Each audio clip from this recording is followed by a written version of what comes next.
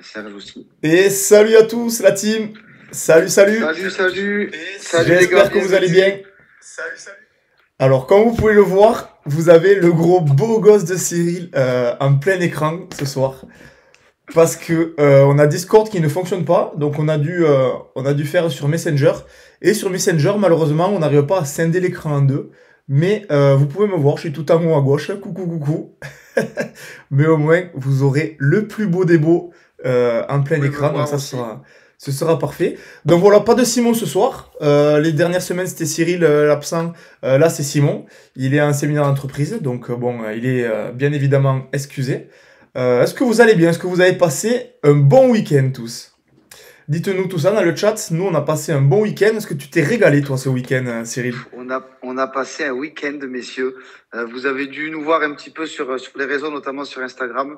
On a enchaîné les matchs dans la région lyonnaise, iséroise, stéphanoise. On s'est mais régalé du vendredi au dimanche. On a passé un week-end exceptionnel et j'espère que ça a été aussi riche en émotions pour vous parce que pour nous, c'était nickel. Eh bien, c'est parfait. Justement, on va pouvoir un petit peu en parler de ce week-end, mais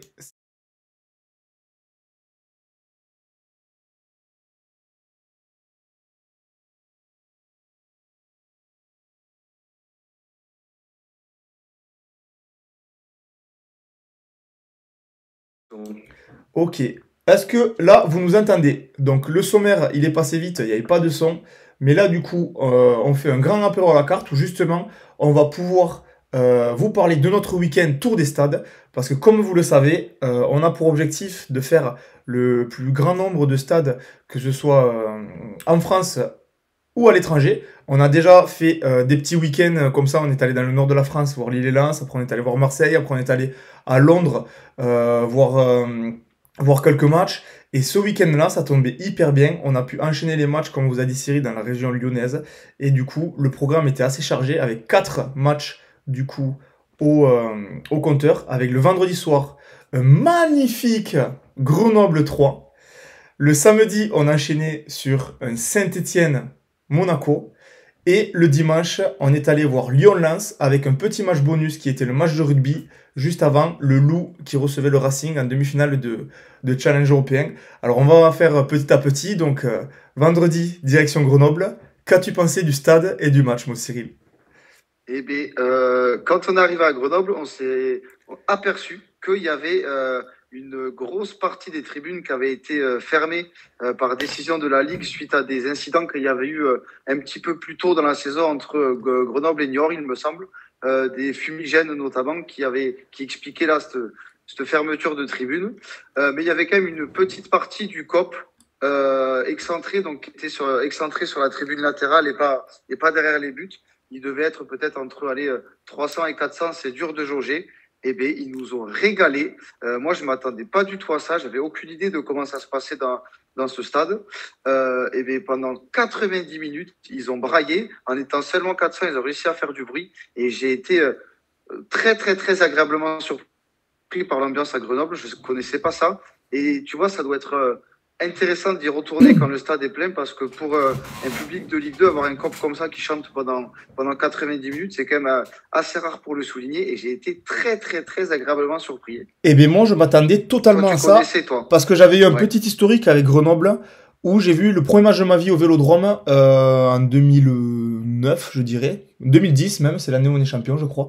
Contre un match contre Grenoble où on gagne 4-1 avec mes parents. On était juste à côté des Grenoblois et c'était des fous furieux. Et du coup, en allant à Grenoble, je m'attendais à retrouver cette ambiance. J'ai été énormément déçu de voir que les tribunes étaient fermées, c'est bien dommage. Il y avait vraiment qu'une tribune latérale d'ouverte là où on était, donc un peu de cops s'est regroupé dans le coin et ils ont chanté pendant 90 minutes alors que le match ne servait à rien. Grenoble était 9e et 3 11e. Bon, on a fait ça vraiment pour visiter le stade. Mais voilà notre premier match. Très beau stade d'ailleurs, qui est assez récent, mine de rien. Mais stade sympathique. Et donc voilà pour le premier match. Et victoire 3-1 de Grenoble ce soir-là. Euh, Et on avec a vu les gars, on a vu un magnifique but de Depréville qui jouait à 3, l'ancienne de Lille et de Bordeaux. Ça nous a régalé de le revoir ce exactement qui a marqué sur penalty. de Préville. Ouais, c'est ça. Alors, le samedi, au programme, alors on est allé manger au stade de Bourgoin-Jallieu, où il avait le restaurant vraiment derrière les buts, c'était assez incroyable. Et après, direction Saint-Etienne pour voir un gros match là. Saint-Etienne qui joue le maintien et Monaco qui jouait du coup l'Europe. Donc on arrive avant le match pour boire quelques canons. Et on en a bu plus d'un, les gars, pour tout vous avouer. Plus d'un. Et après, on est allé dans le stade, et là, exceptionnel quand même. Ouais, on a vu un peu droit à l'échauffement parce que du coup, le bar, il est positionné juste devant la tribune sud. Et du coup, on a vu le cortège arriver. Ça commençait déjà à faire pas mal de bruit. Et on est rentré dans le stade, donc évidemment quelques minutes avant que ça démarre pour pouvoir s'imprégner de cette ambiance. Et déjà là, ça chantait très fort. Ça résonnait beaucoup. Là, on était fiers déjà d'y être parce que moi, j'avais jamais fait Guichard. Je m'attendais à quelque chose de bien et bien, j'ai pas été déçu. Là, après le niveau foot, par contre, on s'est pas régalé pendant 90 minutes, hein, on va pas se le cacher. Saint-Etienne, c'est un peu aussi compliqué cette année. Monaco, ça fait quelques semaines que ça patauge un peu dans la semoule. Mais par contre, ouais, on s'est vraiment régalé. Le stade est quand même joli, mine de rien, pour un stade qui ouais, carrément. Le cadre avec le bar devant, c'est exceptionnel. Nous, on s'est régalé. Il y a de la musique tout du long, des supporters qui arrivent petit à petit. Tu sens que tout le monde est content d'être là. Donc, ouais, franchement, c'était un super moment. Victoire de Monaco, malheureusement pour le public là-bas. Mais c'était top. Moi, ce qui m'a choqué, c'est vraiment la lourdeur du bruit. Tu vois, je sais pas comment l'expliquer. C'est pas du tout la même sensation que quand on était à Lyon le lendemain. C'était vraiment pesant, l'ambiance. Il porte hyper bien son nom, le Chaudron. C'était vraiment exceptionnel, ça te prenait, tu savais pourquoi tu étais là, tu vois, et c'était vraiment génial.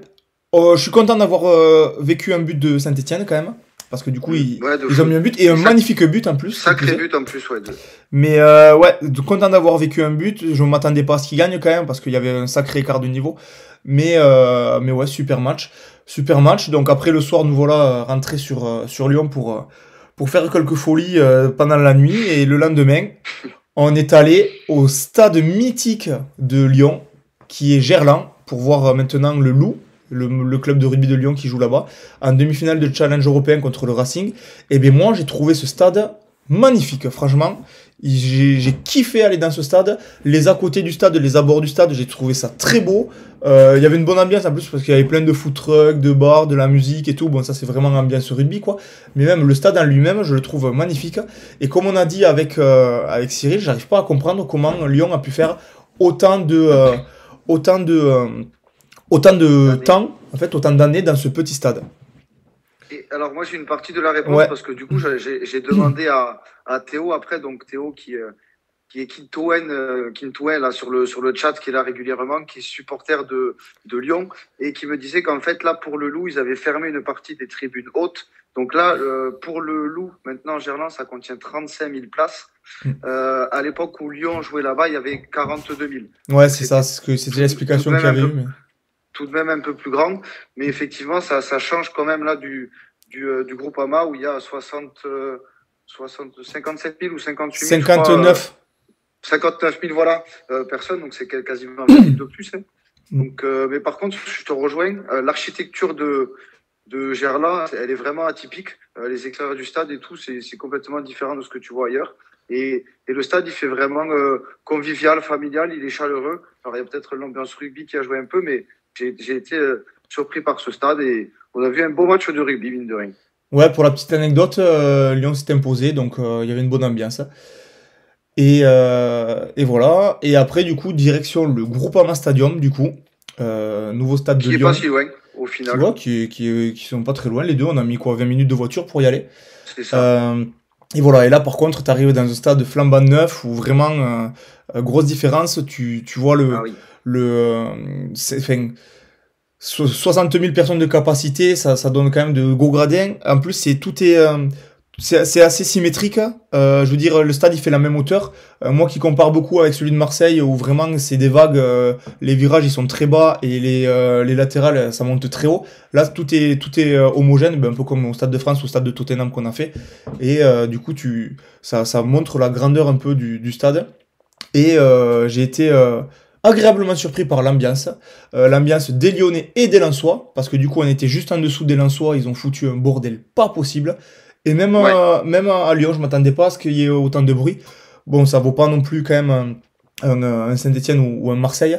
Toi, tu diras même un Paris. Bon, ça, je l'ai jamais fait pour le coup. Mais agréablement surpris de l'ambiance quand même proposée par les Lyonnais, sachant qu'ils ont fait en plus un magnifique tifo aux couleurs de la France pour rendre hommage au 8 mai, là, à la fin ouais, de la Seconde Guerre à la mondiale. fin de l'occupation allemande de la guerre. Ouais. Et ils ont mis, il y avait une date sur le drapeau de toutes les batailles gagnées et tout, c'était vraiment stylé. Donc le tifo vraiment incroyable, je suis content d'être venu pour ce match-là, alors qu'ils ont fait ce tifo. Ouais, ouais, le tifo était vraiment cool, puis c'était une bonne inspiration. Ça change un peu de ce qu'on peut voir d'habitude dans les stades. On sait que Lyon, c'est une ville qui est assez patriote quand même, donc enfin, si ça doit arriver dans une ville, c'est logique que ça arrive là-bas. Pour revenir sur le Groupama, moi, impressionné par l'infrastructure quand même, c'est énorme. Hein. En France, de toute façon, en Ligue 1, c'est le deuxième plus gros stade après le Vélodrome. L'infrastructure est vraiment, vraiment cool, c'est gigantesque. Les abords du stade, c'est facile d'accès en plus, donc ça a été quand même bien branlé par Ola, c'est pas mal desservi. Par contre, il n'y a rien autour du Euh, stade, c'est nul quoi. il y a les petites cahutes là où on a pris les bières, tu peux bouffer Ouais. un peu dans le parc, tu vois. Mais oui, oui, après, c'est pas, c'est pas une allée pour faire les boutiques de toute façon. Mais Lens, gros public, ça, en tout cas à l'extérieur là, ils nous l'ont prouvé. On avait un peu été déçus quand on était allé à Bollard, mais hier ils ont été chauds. Pareil pour Lyon. Je sais que tu reviendras un peu dessus, donc je vais pas appuyer. Malheureusement pour eux, il faisait quand même assez froid à la fin du match et c'était pas à cause de la pluie. Ouais, effectivement, en termes de match, on a Lyon du coup qui jouait du coup pareil, les hauts du classement, et ils se sont fait surprendre par une équipe de Lens qui ne jouait rien. Ils prennent un premier but, puis ils arrivent à égaliser, et ensuite ils prennent un dernier but. Alors c'est un peu du vol, parce Ah que non, c'est du pas un coup peu du vol. c'est énormément du vol, parce que Lyon a dominé vraiment tout le match. Lens s'est procuré seulement 2 occasions, c'est les 2 tirs qu'ils ont fait. Ce match me fait exactement penser au Marseille-Lens de cette année, où Marseille avait eu 80% de possession de balle et avait perdu le match. Ça me fait un peu penser à ce match-là. Je sais pas si tu as les stats devant les yeux, combien Lyon a eu de possession, mais ça doit être quand même assez impressionnant. Mais ils n'ont pas réussi à Oui, trouver oui, le je peux chemin de trouver filet. ça. Et dans un moment aussi crucial que celui-là, ben, Lyon peut-être Lyon peut-être a perdu, a perdu ses chances. Ouais. On en parlera un peu plus tard. Un peu plus tard. En tout cas, j'ai une stat que Nico, du coup, mon frère qui est pour Lyon, m'a envoyé tout à l'heure. Lyon a battu le record du nombre de ballons dans la surface, donc de ballons touchés dans la surface par l'équipe. Depuis 2006, en tout cas, c'est depuis 2006 que Opta, donc, qui est l'analyste, fait les stats, et ça n'était jamais arrivé depuis 2006 de toucher autant de ballons dans la surface, ce qui prouve la nette domination de Lyon sur le match. Et attends, je vais revenir je suis dessus. Ouais, Lyon, 70% du ballon Et pour revenir dans aussi après la ligne au lyonnaise. Groupama Stadium, avant de parler du résultat en lui-même, moi j'ai été choqué de voir que le stade n'était pas à guichet fermé. T'es un club comme Lyon, une grande ville, un club qui se veut historique en Ligue 1, un grand club en Ligue 1. Tu joues un des championnats les plus serrés de l'histoire. Tu joues les premières places. Et ton stade, il est pas plein du tout. Il y avait 52 000 personnes. Alors vous allez dire, oui, c'est quand même beaucoup, 52 000 personnes. Mais quand il y a quand même 7 000 places qui étaient vides et ça se voyait, il y avait des énormes trous dans les Ouais, tribunes et j'ai trouvé ça quand même inadmissible et impensable qu'un club comme Lyon n'arrive même pas à faire guichet fermé pour une occasion comme ça, quoi. ouais, dans un match aussi important, c'est dommageable. Voilà. Désolé, on n'a pas trop regardé le chat, on va regarder. Donc salut au Duche qui est arrivé. Alors, est-ce qu'il y avait les supporters monégasques à Saint-Etienne? Non. Du moins, on les a pas vus. Peut-être ils étaient au-dessus de nous, ils étaient gâchés, mais on les a pas entendus, quoi. Mais bon, je les ai Non, pas non, vus, ils n'étaient pas perso. là. Ils Voilà, n'étaient ils pas là. étaient pas là. Et est-ce qu'on va faire la Coupe du Monde 2028? Mais 2026, ben, ce serait cool, hein. Mais bon, c'est un peu, c'est pas en Europe, C'est une autre malheureusement. organisation que des week-ends qu'on fait comme en ce moment. Ouais, et déjà que les week-ends, comme Euh, on fait en ce moment, ça nous coûte une blende. Si on part à l'autre bout du pays et de la terre.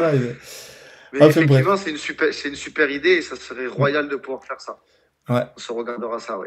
exactement. Bon, allez, on va passer aux choses sérieuses. Bayern champion, premier titre pour le Harry. Enfin, j'ai envie de le dire pour lui, 31 ans, Harry Kane. qui est quand même un sacré joueur. Hein. On a déjà vanté ses mérites dans cette émission. Niveau 9 sur les dernières années, c'est le top avec ce qui s'est fait avec les Benzema, les Lewandowski et tout ça. Enfin, il prend son premier trophée. Mine de rien, ça fait quand même plaisir pour lui. En fait, il suffisait tout simplement de quitter Tottenham, hein, tout simplement, parce qu'ils n'en gagnent jamais. Et, évidemment, qu'en allant au Bayern, c'est plus facile d'en gagner. Le Bayern, du coup, qui renoue avec le titre qu'ils avaient perdu l'année dernière face à l'excellente saison de Leverkusen, qui remet la main sur ce trophée comme 10 ou 11 fois sur les 12 dernières années. Est-ce que ça va repartir pour 10 ans de Bayern? On verra, mais cette année, les hommes de compagnie ont été devant quasiment toute la saison. Ils n'ont pas perdu les confrontations contre les Leverkusen lorsqu'ils le devaient. Ils ont été plus solides. Et après, ils ont gagné les matchs. Donc, ouais, ils renouent avec la victoire et c'est plus ou moins mérité au vu de cette saison en Bundesliga, en tout cas. Ouais, le Bayern, bon, on va pas refaire leur palmarès, hein, c'est un mastodonte en Allemagne, ils renouent avec le titre, ils dominent clairement le championnat depuis plusieurs années, un peu comme à l'image du PSG en Ligue 1. Pire encore même. Hein? Pire encore même. Hein. Ouais, encore pire même, donc pas photo, l'effectif est meilleur, ils sont meilleurs que tout le monde, donc rien à dire, mérité. Et voilà, ils se sont chiés par rapport à la Ligue des Champions, étant donné qu'ils recevaient pour la finale. Ce sera pas pour cette fois, mais voilà. Ils sont tombés sur un gros Inter, hein. C'était quand même pas un cadeau comme confrontation en quart. Mais ouais, je pense qu'il y a quand même un beau travail de compagnie qui est fait là-bas. Je lisais récemment qu'il y avait un accord avec Wirtz. Donc, on sait qu'ils aiment énormément piocher sur les talents qui jouent en Bundesliga. Ils sont très, très forts pour le faire. Ils jouent sur la reconnaissance qu'ils ont, hein, un peu comme fait le Real en Espagne. Donc, je pense que ça va recruter cet été pour être encore plus armé l'année prochaine, pour aller chercher un titre européen, parce que ça fait quand même pas mal d'années. C'est un peu ce qui est reproché au Bayern, justement, c'est qu'ils pillent tout le temps les équipes de Bundesliga. Au lieu d'aller recruter à l'extérieur et laisser la Bundesliga compétitive, ils prennent toujours les meilleurs joueurs du championnat. On l'a vu avec le Dortmund, ils avaient pris Hummels, ils avaient pris Götze, ils avaient pris Lewandowski. Ouais, là, s'ils prennent Wirtz, qui est le meilleur joueur de Bundesliga de l'an dernier, ben ça va encore plus, ça va encore plus les renforcer au détriment du coup de leurs concurrents. Kroos et tout, ils sont souvent allés chercher en Bundesliga. Oui. Ouais. Mais c'est vrai que c'est pour ça, notamment, que le Bayern est critiqué, parce que, étant donné que c'est un gros club et qu'ils ont les moyens, ils peuvent se le permettre, et sauf que ça ne va pas pour la concurrence. C'est sûr que ces dernières années, ça a tué la concurrence. À part l'énorme surprise de Leverkusen de l'an passé, c'est bis repetita chaque année avec eux. Ouais. Mais bon, comme on a dit, enfin un trophée pour Kane. D'ailleurs, il l'a mis sur tous les réseaux possibles. J'ai vu que c'était passé sur Instagram. J'ai vu que c'était passé sur Twitter. Il est fier quand même pas. Le type, à mon avis, il profite. Mérité quand même. Autre sujet, alors je me suis trompé dans le titre. C'est pas TTA au Real, c'est TAA au Real. Trent Alexander-Arnold, le latéral droit du coup de Liverpool, qui a signé au Real.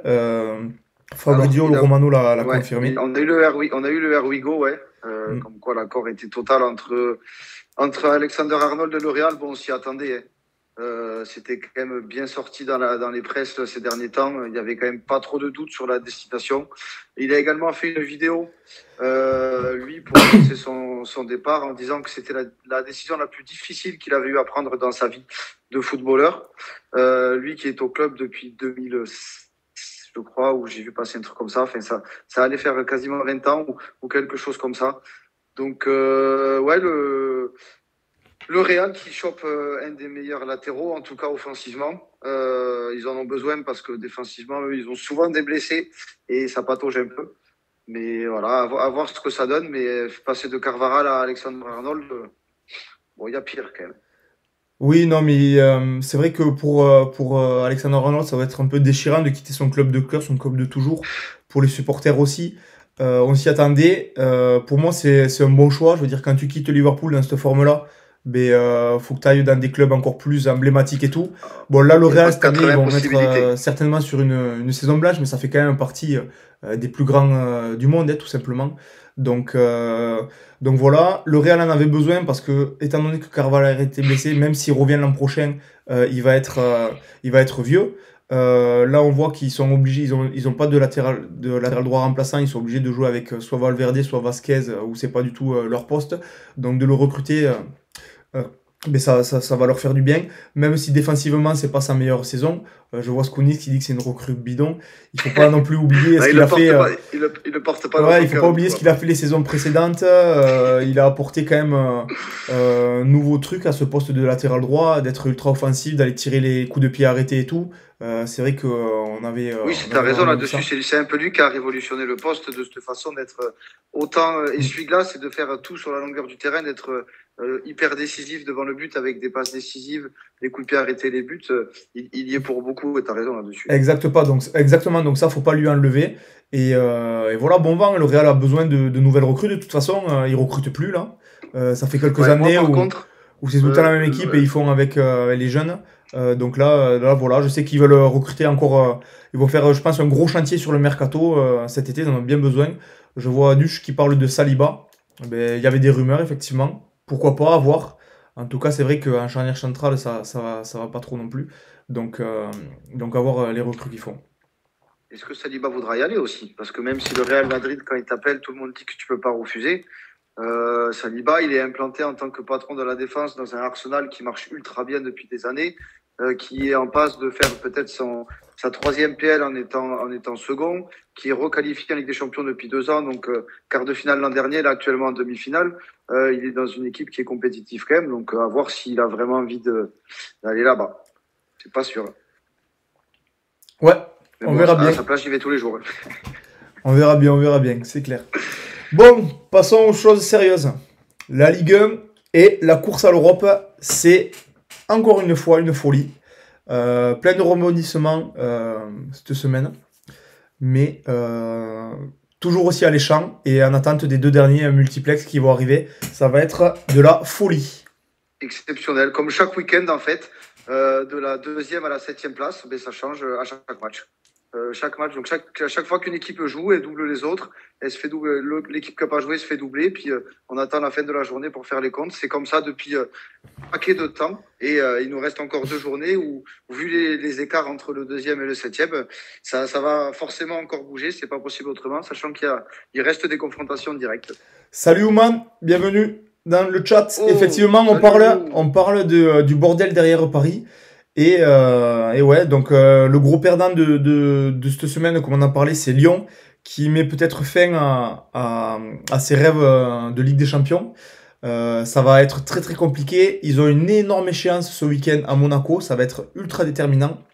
Si Lyon gagne ce match, ils reviennent à égalité avec Monaco et ça va Ils seront pouvoir. un point derrière. Ouais, ils sont un point derrière, ils vont pouvoir encore espérer accrocher éventuellement une place, mais ils ont plus leur destin entre leurs mains maintenant. Il faut qu'ils espèrent les erreurs des autres.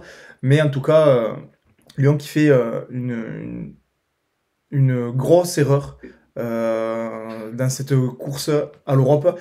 Comme dit Duche, en tant que supporter marseillais, on va être à fond derrière Lyon le week-end prochain pour la Ouais, première tu fois de m'étonnes. notre vie, pour que Monaco s'enlise un peu, parce que c'est vrai que là, ils ont gagné contre Paris. Ils repassent du coup à la troisième place. Et derrière, on a du coup Strasbourg qui a gagné contre Paris, Nice qui a gagné contre Reims et Lille qui a fait match nul contre Marseille, qui sont tous les trois à égalité. Donc serré, serré, serré. Ouais, serré, serré, serré. Le Monaco-Lyon, comme tu as dit, il vaut très très cher pour les deux équipes.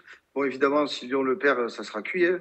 De toute façon, ils le savent. Même si moi, j'ai tendance à penser que là, la défaite contre Lens, c'est un petit peu celle de trop. Ils avaient déjà merdé à Saint-Etienne, même s'il y a eu des faits à côté qui peuvent expliquer la défaite. Mais pour autant, pendant 90 minutes, ils n'avaient pas été exceptionnels sur le terrain. Lyon, il y a aussi la défaite très très difficile pour eux à Manchester. Là, ensuite, tu reviens, Tanguy, tu perds le derby. La semaine d'après, tu perds à la maison contre Lens en ayant eu 110% du ballon, en ayant fait 20 tirs, en ayant passé 35 minutes dans la surface. ça pique. Il a manqué un peu de génie à Lyon ce week-end. Là, ça a été ultra réaliste malgré un jeu proposé dégueulasse. En étant tous derrière, franchement, tu avais l'impression qu'ils jouaient, qu'ils défendaient un score. Enfin, les types, ils sont en vacances, ils devraient pouvoir prendre du plaisir. Ils sont pas foutus de le faire. Enfin, bref. Donc, Lyon, gros perdant du week-end. Strasbourg, eux, on va dire gagnant parce que je suis pas sûr que ils se voyaient aussi haut en fin de saison. Je suis pas sûr qu'ils avaient forcément noté de prendre 3 points contre Paris. Hasard du calendrier, ça tombe très bien pour eux de choper l'équipe B de Paris entre deux demi-finales de LDC. Donc eux, ils s'en sortent bien. Nice, encore une fois, gagne 1-0 comme d'habitude, de toute façon. Les autres, après, Marseille, Monaco, Lille, c'est logique qu'ils soient là. Marseille, ils sont seconds depuis tant de temps. Si on est vraiment objectif, c'est l'équipe qui est la plus stable du haut de tableau depuis le début de saison. C'est eux qui sont deuxième derrière Paris depuis le début du championnat. Ils ont 2 matchs abordables. Je ne vois plus Marseille sortir du podium. Marseille, ils auront en Ligue des Champions directement. Ils seront, sachant qu'en plus, hier, il s'en est passé une. Parce que du coup, hier, le match de Marseille contre Lille, je pense que Lille, ça doit être leur pire match de la saison, tout simplement. Avec celui où ils ont perdu 3-0 contre Saint-Etienne. Vraiment, ils n'ont pas eu une seule occasion. Marseille, du coup, logiquement mené au score. Sans forcément être absolument énorme, hein, mais tellement que Lille n'en jouait pas une, mais Marseille logiquement a mené au score, et lors d'un 6 mètres, Rulli a fait la passe à l'attaquant en fait. Énorme erreur de Rulli qui permet l'égalisation, et après Marseille n'a pas su marquer le second but, parce que c'est arrivé quand même assez tard en seconde mi-temps, et du coup Lille qui peut vraiment remercier Rulli parce qu'ils prennent un point ultra important, mine de rien, dans cette course à l'Europe. Et Marseille, par contre, ils perdent bêtement, mais vraiment très bêtement 2 points. Si Marseille avait gagné là, en fait, ils auraient pu... ils avaient juste à faire 1 sur 2.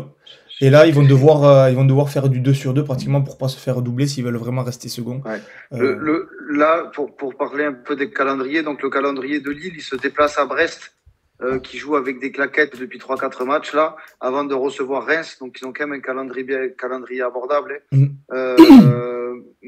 y a qui ensuite? Il y a Marseille qui a 2 matchs aussi plus ou moins. Enfin, on va au Havre et on reçoit Rennes. Le Havre, le seul problème du Havre, c'est qu'ils vont peut-être jouer leur vie parce qu'eux, ils sont encore dans la course au maintien. Mais quand tu vois le niveau du Havre depuis le début de saison, si Marseille joue ce match avec sérieux, c'est 3 points, 4-0 et on n'en parle plus. Recevoir Rennes à la dernière journée, les types ils courent plus depuis un moment aussi, donc il n'y a pas de raison. Vraiment, les calendriers les plus compliqués, là, ça va être pour Monaco et Lyon parce qu'il y a ce duel entre les deux. Malheur aux perdants et bravo aux gagnants parce que si Monaco gagne, pour moi, le top 3, il sera fait aussi. S'ils perdent, ils vont vraiment être dans la merde parce qu'ils auront l'impression de tous les types derrière. Il y a 4 équipes et sur les 4, ils perdront pas tous. Et donc, Monaco aussi, qui n'est pas exceptionnel ces derniers temps, il va falloir réagir pour accrocher un podium qu'ils n'ont pas lâché quand même depuis un moment, à part les petits hauts bas depuis quelques semaines en Ligue 1. Ouais, les multiplex vont être fous à regarder pour quelqu'un d'extérieur. Bon, moi évidemment, je regarderai les matchs de l'OM, mais c'est vrai que de l'extérieur, là, ça va être hyper intéressant à suivre parce qu'il peut tout se passer. Il peut vraiment tout se passer. Si Lyon va gagner à Monaco, ça peut permettre à Marseille de ne pas gagner les 2 matchs. Ça peut leur permettre de faire un nul et une victoire pour être à égalité avec les 3 autres s'ils gagnent leurs 2 matchs, là, Lille, Nice et Strasbourg. Donc vraiment, ça peut aller dans tous les sens. Lyon, ça va vraiment être compliqué, même s'ils gagnent, il faut vraiment qu'ils espèrent au moins que 2 clubs devant eux font 2 défaites. Donc ça va, je pense que c'est vraiment cuitasse, mais on va se régaler, quoi. On va vraiment se régaler avec ce qu'il arrive. Ouais. Ce serait absolument fou quand même que 2e, 3e, 4e, on est Strasbourg, Nice et Lille, et que Marseille, Monaco et Lyon se retrouvent 5, 6, 7. Si ça arrive, ce serait vraiment pas beau pour la Ligue des Champions l'an prochain. C'est ce qu'on se disait hier. C'est sûr que ça serait fou. Et on pourrait dire que c'est le championnat du siècle parce que personne s'y attendait que les 3 gros soient devancés par ces équipes-là. Après, moi, j'ai un peu la flemme d'envoyer Strasbourg, Nice et Lille en Ligue des Champions quand tu peux envoyer Monaco, Marseille et Lyon quand même. On sait que Lyon, par exemple, même s'il déconne un peu là en Ligue 1, c'est toujours une équipe sur qui on peut compter en Coupe d'Europe. Monaco aussi, même si ça a été un peu plus dur cette année contre Benfica. Marseille avait le projet. Il faut qu'ils y retournent pour pouvoir montrer qu'ils peuvent faire un peu mieux que leurs derniers échecs, en tout cas en Ligue des Champions, sans parler de la Ligue Europa. Mais pour le bien de la Ligue 1, de la Ligue 1, pardon, et pour le bien des points et tout ça, UEFA, on peut pas se permettre d'envoyer ces 3 équipes. Ça, avec tout le respect que j'ai pour eux, c'est pas avec ces équipes-là que tu as dit qu'on prendra le plus de points. Hein. C'est pas possible. Exactement. Il faut pas. Exactement. On a Ouman, grand fan de Monaco, qui dit son amour pour Nice dans le chat, en disant que ce serait pas normal qu'il se retrouve dans Monaco et Marseille, sachant que c'est une équipe de glands. Je Il a suis raison. d'accord avec lui. C'est vrai que ça ferait chier de voir Nice terminer dans les 4 premiers quand même. Hein. Moi, juste, je voulais faire un petit mot sur Lyon. Je sais pas si Nico est parti, parce que je savais que ça allait le gonfler, ce sujet. Mais moi, je pense que Lyon a perdu plus que la course à l'Europe en perdant contre Lens. Là, ils ont été sanctionnés par l'UEFA là, pour manquement de paiement à d'autres clubs. Hop, hop, hop, hop, hop, va pas trop vite. Va pas trop vite. Regarde les sujets sur la gauche. Allez, je vais faire ma gueule. J'ai oublié qu'il y avait ça. Non, mais sinon, on peut enchaîner sur ça. On inverse les 2 sujets. Au pire, on fait ça, ouais. Parce Allez. que je suis parti sans phare, là. Allez, let's go. Du coup, ouais, on a mis Lyon bientôt rétrogradé parce qu'on sait que ça fait partie des sanctions qui planent au-dessus du club. Financièrement, dernièrement, il était attendu 100 millions. Et évidemment que si t'es pas en Coupe d'Europe ou alors que tu chopes la Conference League, ben, tu récupéreras pas de pognon vis-à-vis des droits télé, vis-à-vis de tout ça, vis-à-vis des qualifications européennes. Avec tout le bruit qu'a fait Textor, c'était très marrant de sortir le chapeau contre Paris avant de prendre une volée. Mais au final, j'ai pas l'impression qu'il ait bien travaillé en sous-marin pour gérer les finances du club. J'espère pour Lyon que je me trompe, mais je pense qu'ils ont perdu gros en perdant contre Lens là, parce que c'est financièrement que ça va être compliqué. Et à mon avis, la DNCG va pas passer à côté. On sait que les sanctions, c'était interdiction de recrutement à rétrogradation. L'interdiction de recrutement, pardon, elle a déjà eu lieu. Donc, s'il y a sanction, je pense qu'il y en aura une autre. Ils vont pas juste la prolonger. Donc, moi, je suis inquiet pour le club lyonnais. Je sais pas ce que tu en penses, toi, Franck, mais moi, je trouve que ça sent pas bon du tout. Ouais, c'est vraiment dommage. Ça aurait pu leur apporter énormément de pognon de se qualifier en Ligue des Champions. On sait qu'ils devaient trouver 100 millions, je crois, si c'est bien ça. Donc là, sachant qu'en plus, comme tu dis, ils ont déjà eu l'interdiction de recruter, s'il y a récidive, ben, je vois pas pourquoi ce serait la même sanction. Ça va forcément être pire, logiquement, ça va crescendo. Donc attention à Lyon. Après, bon, on n'est pas à l'intérieur du club, on sait pas comment ils gèrent les finances, mais bon, avec toutes les rumeurs qu'il y a, il y a pas de fumée sans feu. Après, bon, on voit le Barça qui est toujours en Liga malgré les énormes soucis qu'ils ont. Donc, C'est vrai. je vois pas pourquoi Lyon ne se serait pas pareil. Normalement, les gros clubs comme ça, ils sont censés s'en sortir. Mais on a vu l'histoire avec Bordeaux récemment. Donc, on s'est dit que dernièrement, du moins en Ligue 1, eh bien, ça a sévi correctement. Donc, à voir pour Lyon s'ils veulent si les instances veulent vraiment donner la même sanction qu'à Bordeaux. Mais ça va être compliqué. Et ce serait vraiment dommage, moi qui déteste Lyon. Oui, pour Lyon, dans la Ligue 2, ils n'ont rien à foutre en Ligue 2. C'est un club emblématique de la Ligue 1. Il faut que ce soit en Ligue 1. Moi, j'ai encore envie de voir les Olympico leur mettre des fessées comme ces dernières années là. Et voilà. On a Duche dans le chat qui dit il y aura quand même Lyon-Saint-Étienne l'année prochaine. Ouais, il y aura Lyon-Saint-Étienne l'année prochaine. Ouais, sauf si Saint-Étienne arrive à récupérer la place du Havre et que la rétrogradation de Lyon sauf Saint-Étienne. Ça, c'est le pire scénario dans toute l'histoire pour les supporters lyonnais, évidemment. Mais imaginons, si on part du fait qu'il faut trouver 100 millions pour pas descendre, les solutions, il va pas y en avoir 50. C'est vendre les joueurs. Voilà, il va falloir vendre les joueurs et tu seras obligé de les brader. Si tous les clubs savent que tu es dans la merde, tu pourras pas tirer 50 millions sur Cherki, tu n'en tireras que 20. Si tu vends Cherki, Mikotadze et je sais pas qui, Fofana, Almada doivent être... Voilà, et que derrière, tu n'as pas le droit de recruter, tu te retrouves dans une situation qui n'est pas du tout pérenne et au final, tu n'as pas avancé depuis 2 ans. Donc, à voir comment ça va être fait. Sinon, après, tu fais quoi? Tu vends le stade, ça veut dire que... je sais pas. Je sais pas ce qui peut être fait par Textor s'il a pas les 100 millions. Mais ouais, c'est. Je suis content d'être supporter parisien en ce moment, tu vois, et pas lyonnais. L'avenir nous le dira. On en reparlera de toute façon, je pense, parce que ce soit d'ici la fin de l'année ou en début d'année prochaine, on en saura, on en saura bien plus d'ici là. Voilà, donc Lyon peut-être en Ligue 2, peut-être avec Saint-Etienne du coup, qui là ça paraît vraiment compliqué pour Saint-Etienne. J'ai mis finito pour Saint-Etienne avec un point d'interrogation, mais moi je pense que c'est plutôt un point d'exclamation qu'il faut mettre. Le Havre qui par miracle apparemment a gagné ce week-end sur leurs deux seules occasions. Il passe à 4 points du coup devant Saint-Etienne, sachant qu'il reste deux matchs. Là je pense qu'il n'y a plus rien à faire pour Saint-Etienne. Déjà qu'ils n'arrivent pas Ouais, Déjà qu'ils n'arrivent pas à prendre un point, en prendre 6 là, sur les deux derniers matchs, je pense que ça va être ultra compliqué. je vois pas comment, Il faut ouais. qu'ils en prennent 6 et que le Havre, en fait, il fasse un match nul, juste. Donc, Ouais. Sachant que Saint-Étienne se déplace à Reims et reçoit Toulouse. Donc, logiquement, c'est des matchs qui sont plus ou moins abordables.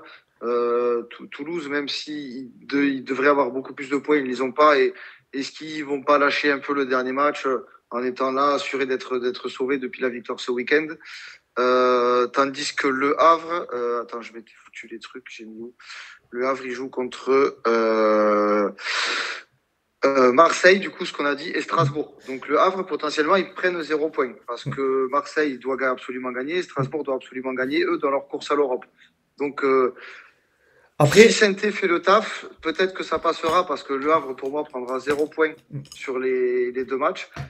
Mais comme tu as dit, je ne vois pas comment Saint-Étienne prendra 6 en fait. mais Le problème, il est là. le pire, en fait, en plus, c'est que, comme le rappelle Scoonix dans le chat, j'allais y venir, c'est que mercredi, il passe en commission pour avoir les sanctions du match arrêté contre Lyon, où un supporter avait balancé une pièce sur l'arbitre.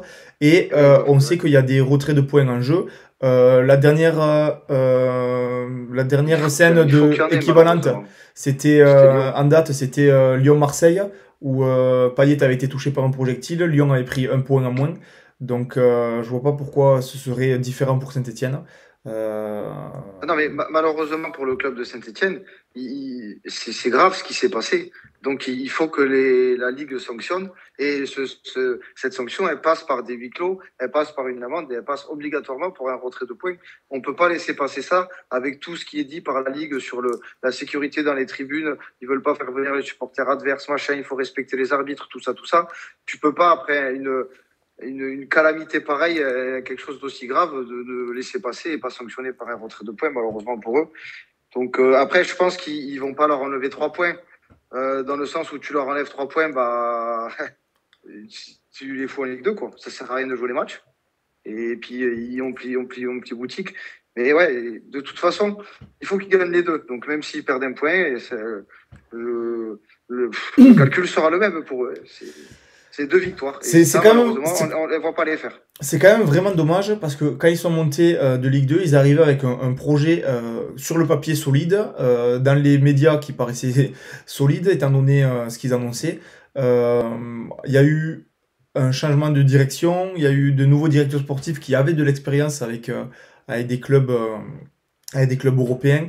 Il y a eu un Ils, investissement de fait. 25 millions, ils ont mis ils au ont annoncé mercato. qu'ils allaient investir du coup lors des mercatos. Ils ont investi Monvier, ils ont rien du tout investi. Si, ils ont 25 millions. C'est Hein? beaucoup pour être promu.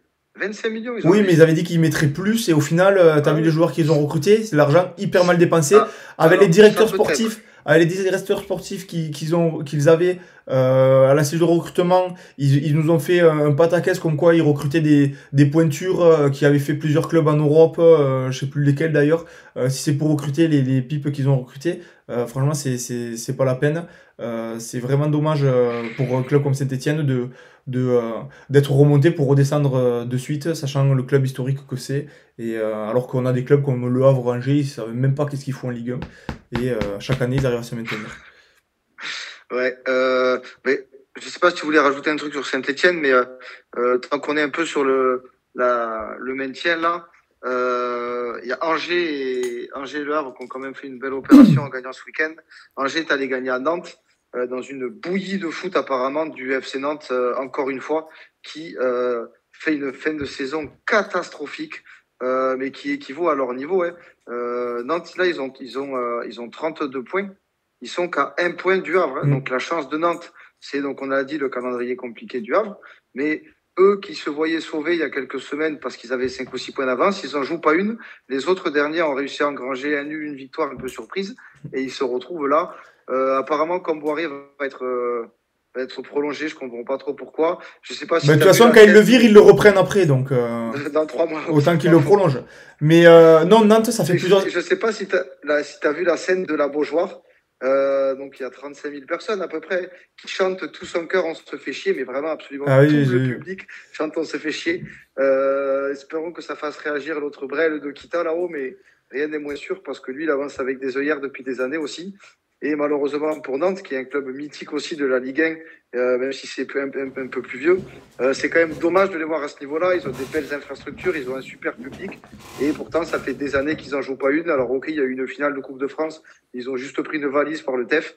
Et voilà, c'est quand même dommage de voir un club aussi mal géré comme Nantes. Non, mais là, c'est vrai que Nantes, ça fait là maintenant plusieurs années que ça joue vraiment avec le feu. Chaque année, c'est proche de descendre.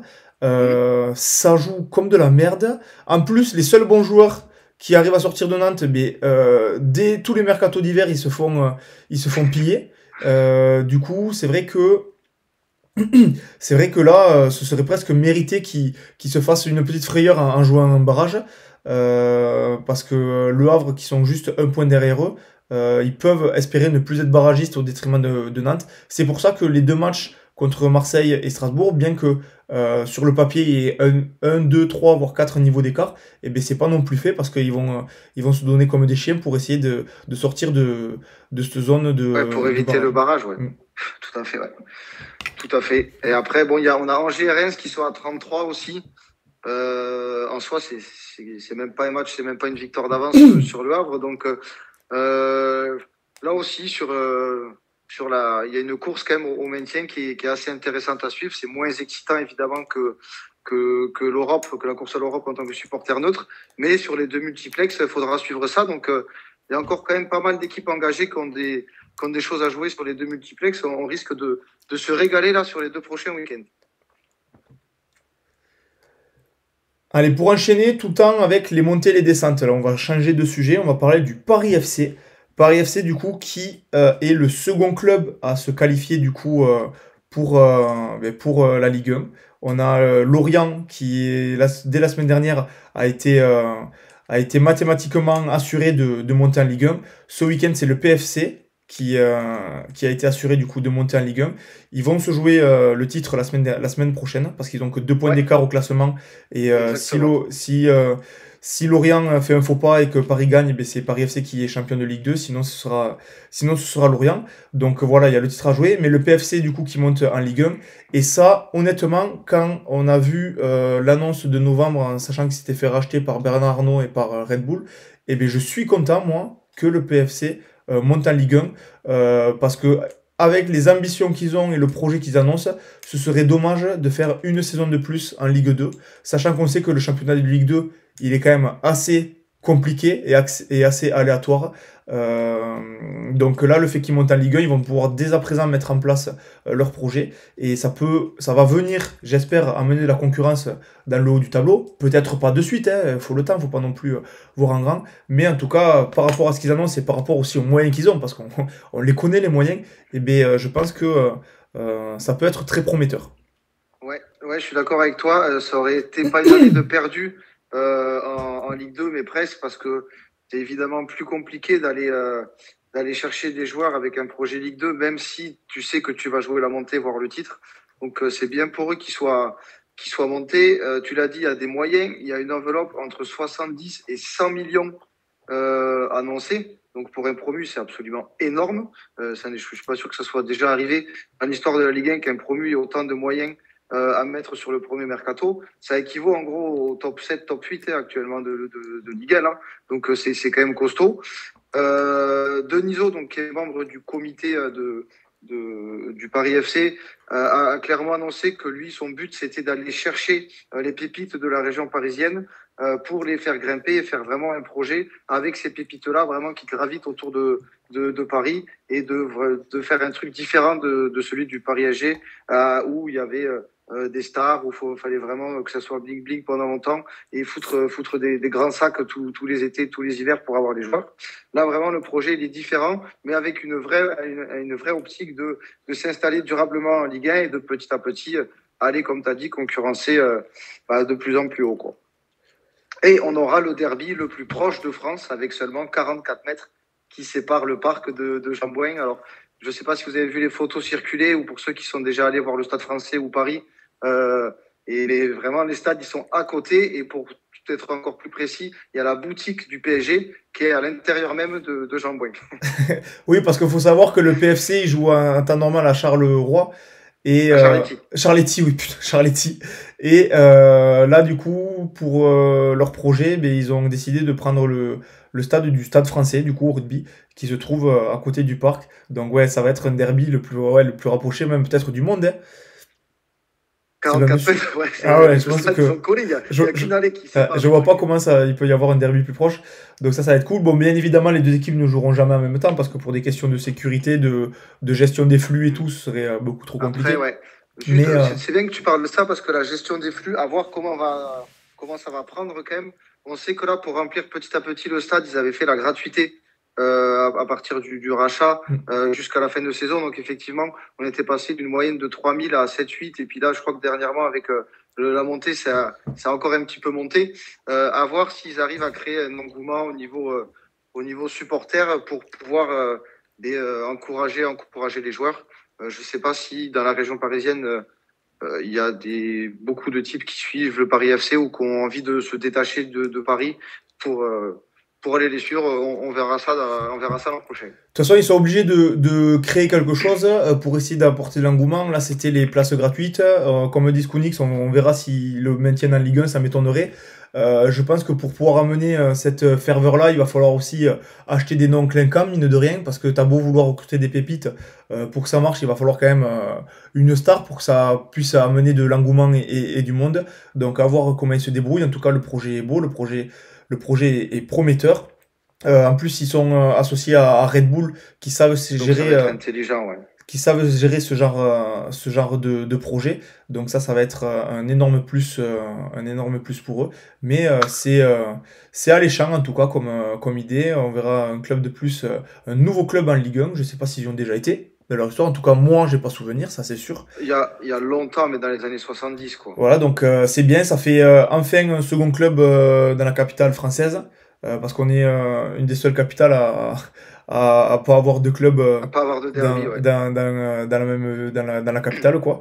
Donc ça c'est bien pour ça. Ça va peut-être créer une rivalité avec Paris, étant donné que c'est un derby. Mais en tout cas, oui, je pense que un derby, tu as toujours envie de le gagner. Après, il faudra voir la compétitivité qu'aura le PFC sur les prochains mois. Exactement. Quelque chose à rajouter peut-être sur ce sujet? Non, pas plus. Moi, je trouve ça bien. J'ai vu beaucoup de types sur Twitter, moi qui suis pour le PSG, qu'il fallait arrêter de se réjouir de la montée du Paris FC. Je vois pas trop l'intérêt d'être mécontent du fait qu'il monte. Au contraire, ça va rajouter un truc en plus pour les derbys. C'est bien pour la ville de Paris, c'est bien pour la Ligue 1. Donc, ouais, moi, je suis content. Et puis voilà, j'emmerde ceux qui ne le sont pas, quoi. Et parfait. Et donc voilà, on reparlera la semaine prochaine de la Ligue 2, parce que du coup, on va avoir le dénouement, qui est champion de Ligue 2, et aussi quels clubs sont barragistes, parce que pour le savoir, je sais pas si vous le savez, mais du coup, il y a des playoffs qui se jouent en Ligue 2 chaque année pour l'accession en Ligue 1. On a du coup les deux premiers qui montent, et après, on a le 4e qui reçoit le 5e. Et le gagnant de ce match, il se déplace chez le 3e. Et le gagnant de ce match, il joue le barrage face au 16e de Ligue 1. Donc, et là, c'est aller-retour. Ouais, là, c'est aller-retour, ouais, parce qu'on a même Metz, là, qui est 3e. Et bien, ils sont pas forcément assurés, ne serait-ce que de faire le barrage. Ils doivent faire encore 2 matchs avant de pouvoir espérer le barrage. Il y a Guingamp qui est dans le coup, qui s'est chié en plus ce week-end. Dunkerque qui est 4e avec 55. Guingamp qui est 5e avec 52. Laval qui est 6e avec 50, donc ça va Dunkerque qui sont assurés de jouer le premier barrage. Ils sont pas encore assurés de recevoir. S'ils perdent et que Guingamp gagne, ils peuvent se faire doubler à la différence de but. Et Laval peut encore espérer un faux pas de Guingamp pour accéder au barrage à Dunkerque. Ça va se jouer entre ces 3 équipes, pour le premier barrage. Voilà, exactement, c'est ça, c'est ça, c'est ça. Ben voilà, on en reparle la semaine prochaine parce que du coup, la semaine prochaine, c'est le dernier match de la saison Ligue 2, contrairement à la Ligue 1 où il Ouais, restera 2 ils ont matchs. une journée d'avance, ouais. Voilà, donc on saura tout le dénouement de la Ligue 2 la semaine prochaine. Allez, un petit point sur les nommés au trophée UNFP. Tu voulais en parler, Cyril? On a les nommés qui sont sortis Ouais, pour ils les sont tombés différents trophées. la semaine dernière, donc on va pas tous les faire, on va faire les plus importants, hein, sans vouloir être méchant, les nommer chez les gonzesses et tout, on va pas en parler, on va rester sur le foot masculin en faisant les plus importants. Donc chaque année, il y a je crois que c'est les joueurs qui votent entre eux, les acteurs majeurs du championnat et qui votent pour les meilleurs joueurs, le meilleur entraîneur, le meilleur jeune et tout ça, et le meilleur joueur français à l'étranger, on fera ça. Donc, dans les nommés, dans les meilleurs joueurs, on a 4 Parisiens. Donc, on a Vitinha, Doué, Hakimi, Dembélé et Cherki. Est-ce que, Franck, tu trouves qu'il y a un oubli? Est-ce que pour toi, c'est normal que ce soit ces 5? Je sais pas ce que tu en penses. Je trouve normal, oui. Je vois pas qui a été au-dessus, euh, encore au-dessus de ces cinq-là. Doué, à la limite, il a fait qu'une moitié de saison, donc peut-être il aurait pu Et ne pas y être. sachant qu'il est nommé avec les meilleurs espoirs, on Oui, en sachant parlera qu'il est avec après, il les aurait espoirs, peut-être. d'ailleurs, qui gagnera très logiquement, je pense. Il y a des chances, Mais ouais. qui c'est que j'aurais pu mettre à sa place sinon? Mais peut-être un Rabiot, qui fait une énorme saison à Marseille. Un Rabiot ou Euh, un Tolisso, peut-être, qui fait quand Tolisso même une aussi grosse qui saison fait avec Lyon. une très grosse saison au milieu de terrain à Lyon. Voilà, je sais. Sinon après ça me choque pas. Je pense que c'est Dembélé qui va le prendre le titre mine de rien. Mais mais oui après qu'il y ait 4 joueurs de Paris, ça c'est totalement logique. Euh, Étant donné la grosse saison qu'ils font, hein. Ils font une des meilleures saisons depuis bien longtemps. Euh, Mis à part ces 2 derniers matchs perdus là, ces connards face à Nice et à Strasbourg en plus qui nous arrangent pas du tout, qui arrangent aucun de nous dans le Mais chat. c'est pour qu'il y ait du suspense sur les Euh, multiplex, mais, là. Si euh, vous aviez eu trop d'écart, mais ça aurait oui, pas été marrant. ouais, On veut ouais, le non, mais oui, suspense. pour cette catégorie-là, pas trop choqué en tout cas des nominés. Ouais, ouais, moi non plus. Je te rejoins assez sur le fait que je le vois revenir à Dembélé, hein, il est meilleur buteur. Même s'il a un temps de jeu qui est moindre par rapport aux autres qui sont nommés, il a été ultra important dans les gros matchs à Paris, il marque souvent. Donc, en plus, sans tirer les pénaltys, donc je le vois être nommé. Moi, j'aurais enlevé Doué quand même. Je suis d'accord avec toi. Vu qu'il est nommé dans les espoirs, et pour moi, sur la première partie de août à novembre, décembre, il était encore peu utilisé. Il faisait des bouts de match, il était moins impactant. Donc, j'aurais mis Tolisso, moi, dans ce 5 nommé. On a les meilleurs gardiens. On a Chevalier, Donnarumma, Peri, Petrovic, Rulli. Là, pour le coup, pour moi, il n'y a pas plus logique que ces 5-là. Pour moi, c'est le trophée qui va être le plus Serré. disputé, ouais, plutôt que discuté. Si je devais donner quelqu'un, moi, je mettrais Petrovic de Strasbourg, parce que je le trouve très, très fort. Euh, pour moi, c'est pas Donnarumma parce que c'est pas sa meilleure saison de Ligue 1. Après, si c'est un des 4 autres, eh ben pour moi, ce sera absolument pas un vol parce que ce soit Péry, Chevalier, Petrovic ou Rouli, ben, ils ont tous fait de grosses saisons, donc je ne saurais pas dire comment les départager. Ouais, exactement. Ça, c'est le trophée qui va être le plus serré. Peu importe qui c'est, moi, ce sera pas choquant. Parce que ce soit tous, ils ont été exceptionnels et à la fois exceptionnels et ils ont pu faire une ou deux erreurs, notamment par exemple, je pense à Rouli ce week-end, Ah, qui ça va arrive. peut-être lui coûter le titre, rien que cette action, mais on verra bien. Mais pour moi, il n'y en a aucun qui démérite et il y aura aucun scandale, que ce soit l'un ou l'autre. Ouais, de toute façon, c'est ce qu'on s'était dit quand je vous avais envoyé le truc, c'est le trophée qui sera le plus disputé. Ensuite, on a les espoirs, on a Ben Seguir, on a Joao Neves, André Santos de Strasbourg, Boadi de Lille et Désiré Doué. Bon, là, il n'y a pas Euh, photo, hein. Ouais, Doué, bah, faut dire que là, sur la saison 2025, Doué, il a vraiment explosé. Boadi, pour moi, il a très bien commencé, mais Ouais. il a un peu baissé sur la fin de saison, ce qui fait qu'il sera peut-être écarté. Joao Neves, on connaît son potentiel. Si c'est lui, c'est pas un vol. Mm. Ben Seguir, c'est un peu à l'image de Boadi, il a baissé, mais il avait Ouais. pourtant excellé sur le début de saison, mais à l'image de Monaco, il a un peu pataugé ces derniers temps. André Santos, il ne le volerait pas aussi parce qu'il est ultra important dans l'effectif de Strasbourg et il a été quand même pas mal décisif. Il sort du lot parce que Strasbourg, on ne les attendait pas à ce niveau-là. On ne s'attendait pas forcément à ce qu'il y ait un jeune de Strasbourg qui soit nommé. Donc, pourquoi pas aussi. Hein. Après, effectivement, pour l'image, c'est tous des pépites, c'est tous des bons joueurs, mais parmi ces nominés-là, on a un joueur, c'est un crack. C'est même plus une pépite, c'est vraiment un futur grand joueur. C'est Doué, tout le monde l'a vu. Ce qu'il fait sur le terrain, c'est la facilité qu'il a, en fait, c'est assez fou. Il a un peu le même style de jeu que Neymar, et tout le monde le compare à Neymar. Donc quand on sait ce qu'est devenu Neymar, et quand on voit comment déjà Doué, il arrive à... Il s'est fait une place de presque titulaire indiscutable, presque maintenant à Paris, devant Barcola et tout. Et bien, je vois pas comment ce trophée pourrait lui échapper, même s'il a fait surtout une seconde partie de saison et pas... 2025, ouais. Ensuite, il nous reste 2 catégories. On a le meilleur entraîneur de Ligue 1, où là, je sais que tu as des trucs à dire et je te rejoins totalement. Les nommés, on a Luis Enrique, Genesio, Adi Hutter, Liam Rosseigneur de Strasbourg et Éric Roy de Brest. Et j'ai fini la liste, Franck, donc il manque peut-être quelqu'un. Ouais, ben après, bon, je pense pas que ce soit forcément lui qui le mérite, mais à quel moment tu ne mets pas De Zerbi dans les nommés pour le meilleur entraîneur de Ligue 1. Il a coaché le club qui est second de Ligue 1, quoi, qui a fini 8e l'an dernier. Enfin, je veux dire, je comprends pas. Après, pas forcément que ce soit lui qui le gagne, mais c'est absolument pas normal qu'il soit pas quand même nommé pour être coach de l'année. Je te rejoins. De toute façon, t'es pas obligé de mettre les 5 premiers du classement, mais on a quand même vu un style de jeu petit à petit, même si ça bégaye depuis quelques temps. Comme tu dis, il est second. Il est pour moi quasiment assuré de jouer la Ligue des Champions l'an prochain. Tu vas nous porter C'était pas arrivé à Marseille depuis que... Non, c'est pas le but en plus. C'était quand même pas arrivé à Marseille depuis un petit moment, ou en tout cas de jouer les premiers rôles comme ça pendant 9 mois. Donc il aurait dû être nommé. Pour moi, de toute façon, c'est Luis Enrique qui doit le gagner, ce truc. Parce que même si là, on a perdu 2 fois, on a été invaincu jusqu'à la J30.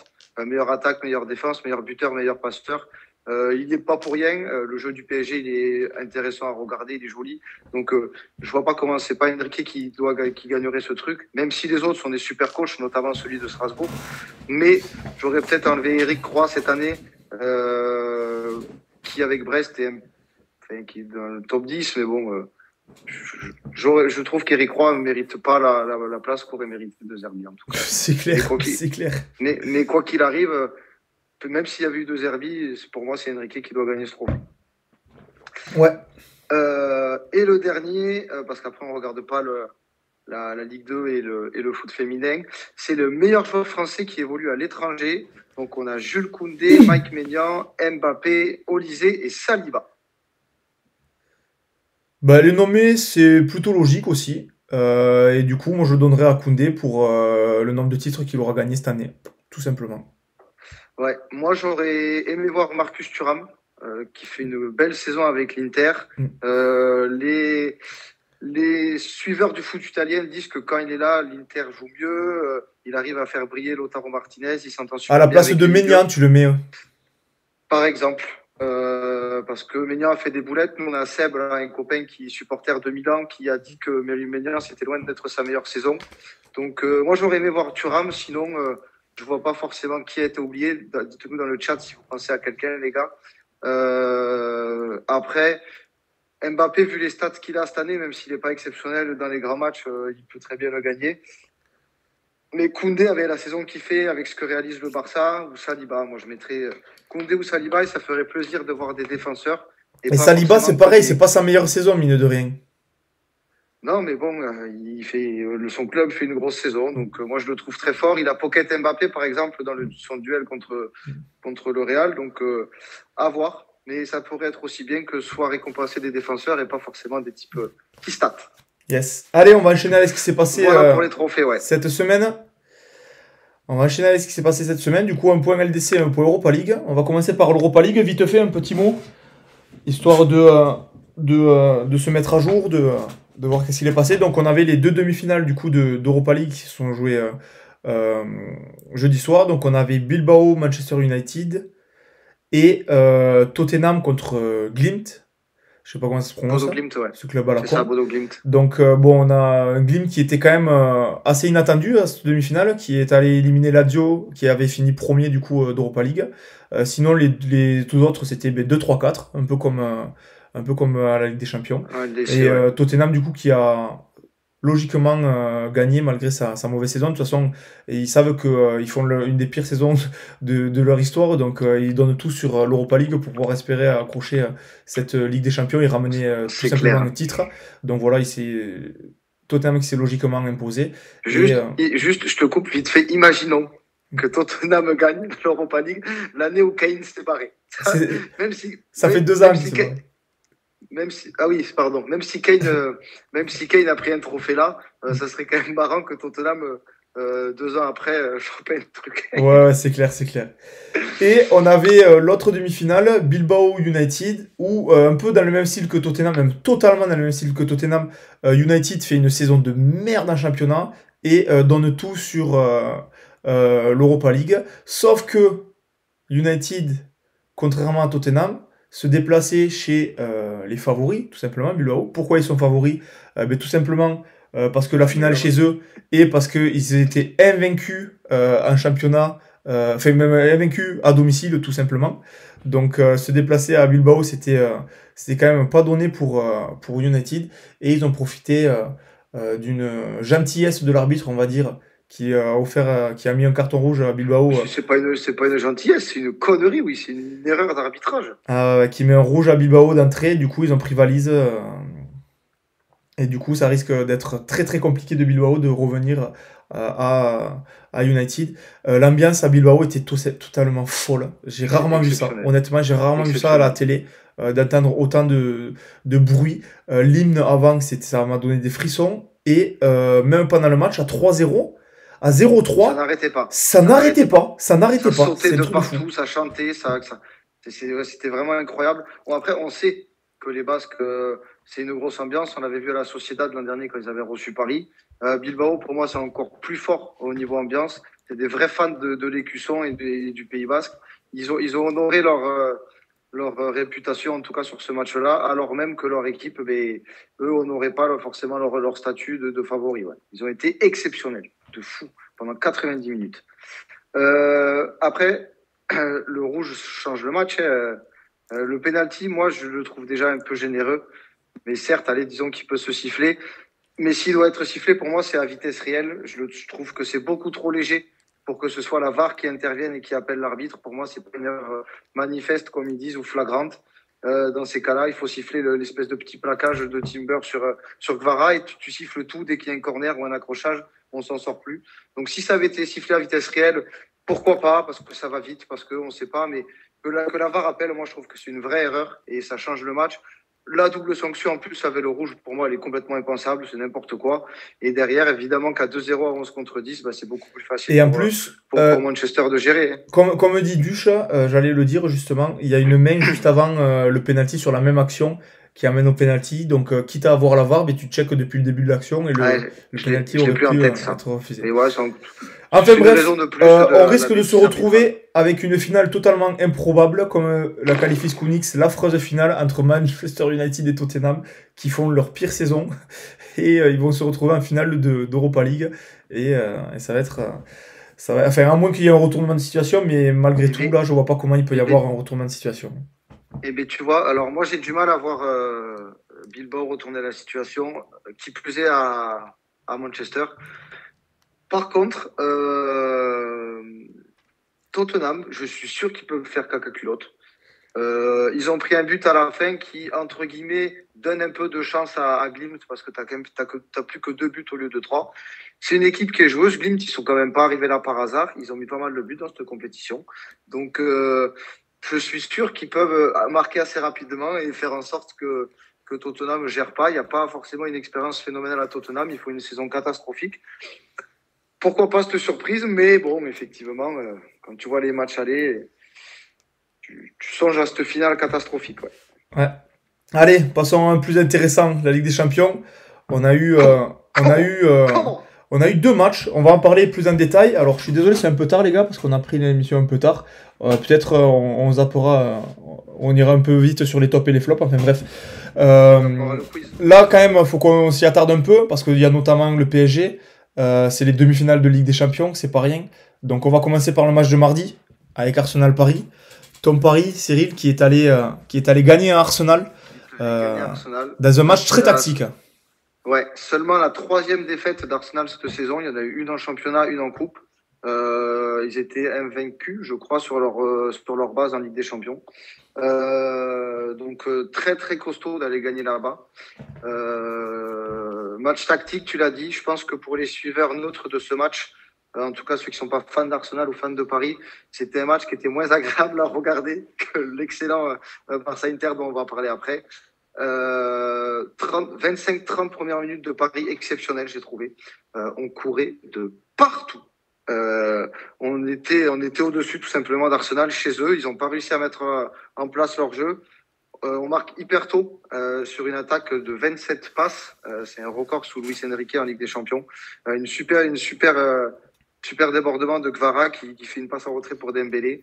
Moi, ça me met en folie. Les supporters dans le stade étaient en folie, malgré le fait que ces enculés d'anglais nous aient enlevé 500 places, les tambours et ainsi de suite. Petit à petit, Arsenal a quand même pris le dessus. Ils se sont créés quand même pas mal d'occasions en deuxième mi-temps. Ils étaient beaucoup plus impactants. Ils étaient mieux physiquement sur la deuxième mi-temps. Donc, on a réussi à être solide défensivement, ce qui n'est pas forcément notre plus beau côté, mais ça, il fallait l'être. Le match n'est pas du tout gagné. Hein. On a fait 50% du travail, mais c'est toujours plus facile de faire le match retour en ayant gagné 1-0 à l'extérieur. Je pense que l'ambiance au parc sera bouillante mercredi. J'y crois, come on, évidemment. Donc on verra ce que ça va donner. Mais il faut absolument pas prendre Arsenal de haut et être arrogant. On l'a fait l'an dernier avec Dortmund, on a vu ce que ça donne. Il y a le retour de Partey mercredi qui va énormément changer la donne côté Arsenal. Ça va permettre à Rice de monter. Donc tactiquement, ils vont jouer différemment. Donnarumma fera peut-être pas des arrêts exceptionnels comme ça tous les matchs. Donc va falloir être costaud dans 2 jours. On Ouais, est refait de cette victoire là-bas. mais c'est vrai Refait. que Paris a été absolument parfait dans la tactique mise en place. Dans le jeu, c'était pas trop ça, mais dans la tactique, tu peux pas mieux faire. Ils ont réussi à couper toutes les lignes de passe d'Arsenal. Arsenal n'a pas réussi à ressortir un ballon, notamment sur la première mi-temps. Le milieu de terrain a été vraiment inexistant. Odegaard, notamment, inexistant. On l'a pas vu Odegaard, du il fait match. pas un beau match. Ouais. Euh, L'absence de Partey, comme tu dis, a joué énormément dans ce milieu de terrain. Où lorsqu'il sera là, je pense que ça va faire une sacrée différence quand même mardi. Mais le pressing qu'a mis Paris au début du match était absolument fou. Comme tu as dit, il courait partout. Il y a absolument tous les attaquants, tous les joueurs offensifs qui revenaient mettre le pressing et défendre. Les supporters parisiens, je pense que vous n'avez jamais connu ça. Depuis Cavani, il n'y a pas un attaquant qui a fait les efforts défensifs. Donc là, c'était absolument parfait. Ils ont respecté les consignes du coup de Luis Enrique et ils ont réussi à ne pas faire jouer Arsenal, sachant qu'on sait que Arsenal en plus c'est une équipe qui aime bien jouer au ballon. Là du coup c'était compliqué. En seconde mi-temps un peu de relâchement de la part de Paris parce que c'est dur de courir comme ça tout le match évidemment. Ouais, On peut pas, physiquement, on peut pas c'était leur en cramé. vouloir. Ouais. Physiquement c'était un peu plus dur. C'est là que Arsenal s'est créé les occasions et on a eu un Donnarumma encore décisif qui fait une super campagne de phase finale de Ligue des Champions. Donc oui, Arsenal, enfin Paris qui est en position de large favori lors de ce match retour, mais attention Arsenal parce qu'Arsenal en plus, là au moins ils n'ont pas à calculer comment faire, ils savent qu'ils doivent gagner impérativement, peu importe, ils savent qu'ils doivent gagner pour au minimum espérer une prolongation. Ouais. Moi, j'ai vu l'interview de Saka qui a dit que c'était la meilleure équipe qu'il avait affrontée cette saison. Donc, ça prouve quand même la performance de Paris à Arsenal. Après, voilà, je pense que on a tout dit. On va pas refaire le match. Je pense que vous l'avez évidemment tous vu. Si vous êtes là à nous écouter, c'est que vous aimez le ballon, donc vous étiez devant votre télé. Mais il y a juste Nico qui souligne un match moyen d'Hakimi. Effectivement, c'est loin d'être son meilleur match avec des champions, surtout que On sait les qualités qu'il a offensivement ou défensivement. Là, ça a été plus compliqué. Attends, je crois que c'est sur la frappe de Martinelli qui est déviée par Donnarumma. Il monte au casse-pipe à la place de Dembélé en faisant un pressing. Il y a la ligne qui est cassée, puis derrière, évidemment, il est plus à son poste. En 2-3 passes, tu subis une occasion terrible. On s'en sort bien. Et ouais, faudra qu'il fasse attention et qu'il remonte un peu son niveau. J'ai confiance en lui. C'est quand même un sacré joueur, c'est un sacré latéral avec Koundé. Et je pense qu'il fait partie des meilleurs latéraux droits, en tout cas. Donc, ça arrive de passer à côté. Il faudra qu'il fasse mieux mercredi, mais il y a moyen. Non mais ouais, moi je m'attendais à un match avec beaucoup de buts. Au final, ça a plus été dans la gestion des équipes. Ça a moins tout donné pour aller de l'avant. C'était beaucoup, ouais, effectivement, de stratégies et de tactiques qui ont été mises en place, notamment par Paris, parce que faire un match comme ça à l'extérieur, empêcher de jouer comme ça l'équipe à domicile qui reçoit, c'est quand même très fort, notamment Arsenal qui a l'habitude de marquer énormément de buts en plus chez eux. Après, Donc, ce qu'il faut pas, Arsenal a eu des grosses occasions, hein, notamment Martinelli, notamment Trossard. Ils ont eu un but refusé aussi de Merino juste au retour des vestiaires sur un hors-jeu. Où il y avait hors-jeu, hein, pas de débat. Mais nous aussi, on a eu des occasions. Il y a Barcola qui rate un face-à-face. Il y a Doué. Ramos qui touche la barre. Doué également. Donc je pense que ça serait un match un petit peu plus ouvert mercredi, notamment aussi par le fait qu'Arsenal doit ouvrir le jeu. Il faudrait être solide sur le début de match, comme il fallait être solide au retour à Liverpool ou au retour à Villa. Là, on a enfin la chance de recevoir au match retour. Bon, en huitième, c'était normal de ne pas recevoir. On a fait une campagne de ligue pourrie, donc on est à l'extérieur, c'est normal. Là, on reçoit. Ça, va falloir qu'on s'en serve positivement. Faut pas y aller avec la peur, faut y aller avec la niaque. Je pense qu'Enrique a su instaurer ça. Et je l'ai dit tout à l'heure, je pense que le parc et les abords du parc Il va y avoir une vont ambiance de être folie. très très chaud. Il va y avoir une ambiance de folie, ça c'est sûr. Quitte à claquer des huis clos en début de saison prochaine en Ligue des Champions, et bien je pense que là, ça va envoyer. Ouais, ce serait totalement justifié, hein, pour moi. De toute façon, tu vis une demi-finale de Ligue des Champions, un match retour chez toi et tout, il va falloir que t'envoies sévère. Il y a Nico qui dit ça va montrer aux Gunners comment faire un tifo. Ouais. On va en parler dans quelques minutes, monsieur. Autre match, du coup, qui lui était absolument fantastique, c'est le Barça-Inter de mercredi soir, où on a eu un magnifique... Il fallait pas être en retard. 3 partout. Fallait pas être en retard. Fallait pas être en retard. D'ailleurs, au moment où j'ai allumé la télé, moi, je vois le ralenti de but de Thuram. Je comprenais pas qu'est-ce qui se passait. Je me disais, est-ce que c'est un but qu'il a mis en championnat? C'est quoi? C'est un ralenti de la semaine dernière? Non, ça venait de commencer. 30 secondes de jeu et déjà une magère magnifique, du coup, de Thuram. L'Inter qui enchaîne quelques temps après avec un autre magnifique but pour gagner 2-0. Et après, du coup, on a le Barça qui a fait du Barça, qui a encore une fois été fantastique et qui a réussi à revenir au score. Et après, du coup, donc 2-2. Après, on a eu un autre but, du coup, de l'Inter.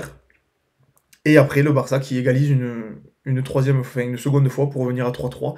Mais... Et un quatrième but de l'Inter, cette fois refusé pour un hors-jeu de... une pointure et demie. Ouais, alors ce match, il est hyper bizarre à analyser, parce qu'on a eu le Barça qui a fait un match exceptionnel, comme à leur habitude, ça a proposé du jeu, c'était fou, on a eu un Yamal en feu et tout. Et pourtant, ils réussissent à prendre 3 buts par une équipe de l'Inter qui n'a pas forcément créé du jeu, c'était quand même assez triste, mais ils ont réussi à trouver les failles au moment où il le fallait. Ils ont été ultra efficaces. Donc, à voir comment ça va se passer au retour. On a Duche dans le chat qui dit: le Barça encensé, ça me gonfle. On hors-jeu d'un poil de couille de l'Inter, plus un score pour le Barça. Ça change beaucoup de choses quand même. Bref, quelques pépites et une défense de merde. Alors là, c'est au moins c'est clair. C'est du Duche dans le texte. Moi, je le trouve un peu dur quand même. Ils ont fait un gros match, le Barça. L'Inter a été très réaliste. Hein. Je suis pas sûr qu'il y ait beaucoup d'équipes qui soient capables de marquer sur si peu d'occasions. Le Barça défend haut, par contre, on le sait, donc c'est à risque. Ce qui fait qu'avec le Barça, cette année, on a eu des scores fleuves, on a eu des 4-1, on a eu des 5-4, on a eu des 3-3, on a eu des 3-2, des 2-2 en pagaille. Ça fait partie de leur jeu. Pour autant, offensivement, c'est tout à fait exceptionnel. Au milieu de terrain, Pedri, avec le ballon, ce qu'il fait, c'est formidable. Il y a d'ailleurs Tony Kroos qui nous a envoyé tout à l'heure, Franck, qui l'a encensé en disant que c'était le meilleur actuellement à son poste. Yamal, il a 14 ans et demi, il passait le brevet il y a 3 semaines, il a enfanté des pères de famille pendant 90 minutes, il leur a tout fait. Il a failli mettre un deuxième but exceptionnel, c'est dévié au dernier moment par Sommer pour le mettre sur la barre. Ils ont quand même des joueurs exceptionnels. Rafinha, même si c'est un CSC, il met une frappe de furieux qui malheureusement pour Sommer lui retombe dans le dos, mais s'il la met direct en barre rentrante, le but il est sensationnel. Par contre, je te rejoins toi pour dire que c'est dur à analyser parce que l'Inter peut faire mieux. Le Barça, ça va être difficile de faire mieux. En tout cas, parce que je les ai trouvés très bons offensivement, ils peuvent peut-être faire mieux derrière, certes.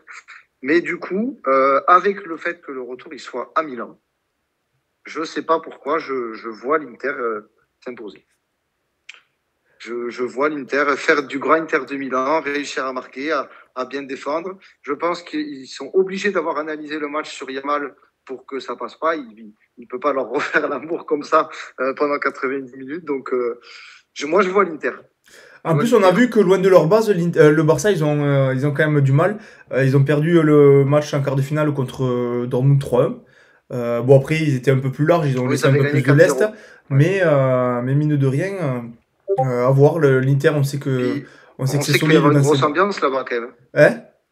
Il peut y avoir une grosse ambiance à l'Inter. Hein, oui, il va y avoir une grosse ambiance, donc le match il va être au taquet intéressant. Dans la tactique, justement, moi je trouve que le Barça, je l'expliquais un peu, c'est l'Inter qui pouvait le mieux contrer leur tactique.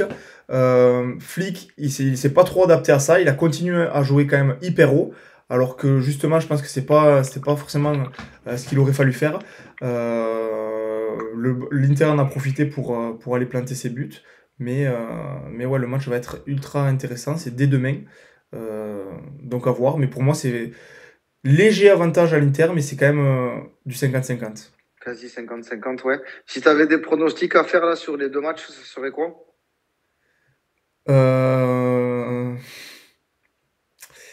Je vois, allez, je sais pas. Je vois encore un match nul Inter-Barça, je pense. Je vois un petit 1-1 ou un petit 2-2. Donc des prolongations qui nous font vibrer jusqu'au tir au but. Ouais, c'est ça. Et Paris, putain. Je vois 3-0 pour Arsenal. 3-0 pour Arsenal. 3-0 pour Arsenal. Allez, feu. Ouais. Il y a un truc dans le chat, je pense que ça doit être de la merde. Ouais. Écoute, moi je m'aventurerai pas, vous le savez bien, faire un pronostic sur le match de mercredi. Et en tout cas, moi, ce que je disais, ouais, je vois l'Inter, même si évidemment, si le Barça s'impose, ce sera pas choquant ou un vol, hein, très certainement. Mais moi, j'ai quand même annoncé l'Inter favori depuis longtemps.